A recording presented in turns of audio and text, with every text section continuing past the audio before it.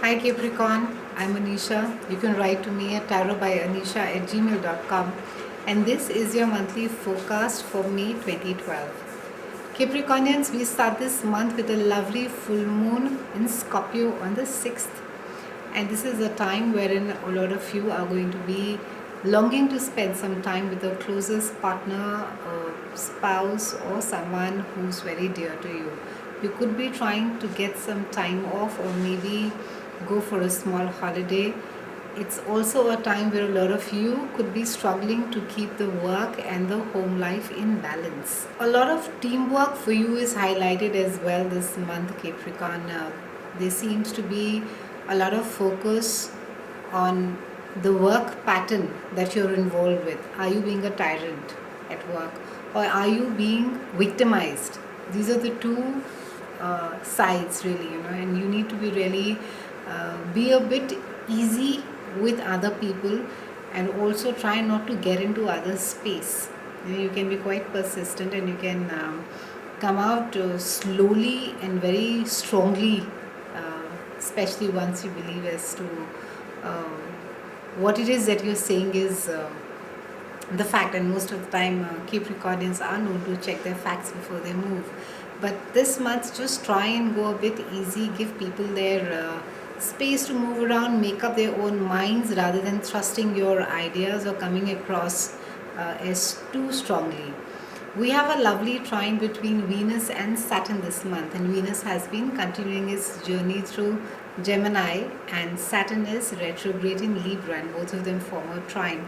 Venus is going to be transiting your sixth house, and that is a house that deals with health, diet, fitness, and till about 14th you will have Venus's complete support. So if you've been trying to initiate in your diet, if you've been trying to um, even sort things out, I would say, at a workplace, maybe better communication, it's a lovely time for you to be initiating a gentle dialogue. Try and clear the air. There is a lot of focus also on people around you at workspace, and how it is that you deal with them on a day-to-day basis. Venus will go retrograde from 14th, and post that things will become a little sluggish. So the areas that would really get affected are your day-to-day work, and I would say some amount of it could also be your health. So try not to neglect it, and if you have been wanting to see a dentist, it's a good time to go. It's a good time also to be trying meditation, a new form of exercise. It will benefit you a lot, Capricornians. And at your workplace, there seems to be one particular person who seems to be pushing you against the wall, and it could be an authority figure. The only solution for you at this point of time, Capricornians, is to grin and bear it. So for the time being, just let it blow over. There's not much that you can do.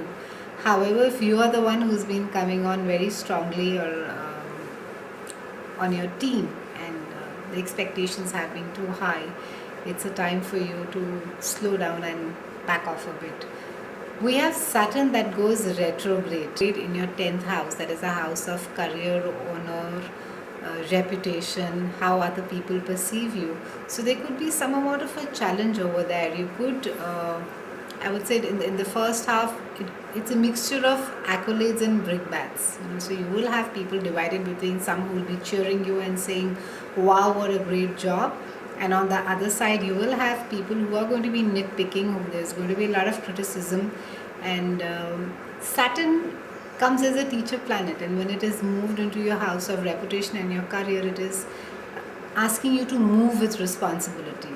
We're saying that yes, you have the success, yes, you may get for what it is that you have worked hard, but ensure that the accountability and responsibility is absolutely yours. So keep that in mind, Capricornians. And you are used to working with Saturn. You are quite an ace in dealing with Saturn. So this time it shouldn't be that much of a problem. We have a lovely solar eclipse on the 20th May. And during the solar eclipse, the moon passes through Earth and the sun, and it forms a perfect alignment. So for over an hour or so, you can't view the sun properly. And this time the eclipse is happening in Gemini. That is the zodiac for I see, I talk, I communicate, I seek. And since the eclipse is happening over here, there could be some amount of challenges over there. You could feel a bit constrained. And it is also forming an angle to Uranus, which is a planet of unpredictability. So it is creating a backdrop for the next 6 months to come, wherein there's a lot of unconventionality, a lot of unusual people will come into your life. You will find yourself working on projects which are not your regular, run of the mill kind of projects that are there. You will find yourself drawn more to maybe spirituality, maybe drawn more to artistic musicians or painters. So your bent of mind, rather I would say, for most of the zodiacs, the next 6 months, it is a very unconventional time.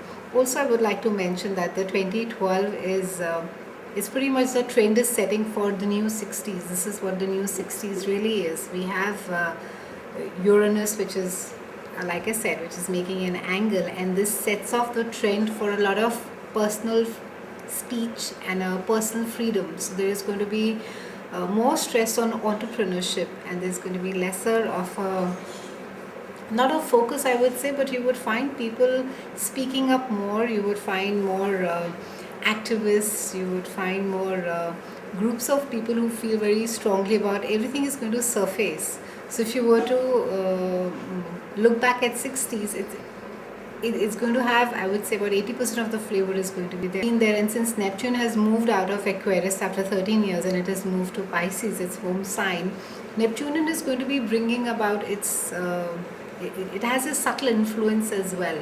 So if you are involved in the creative space, be it editing, glamour, writing, theatre, you will benefit greatly. So have a great month. I'll see you again in June, and thank you so much for watching.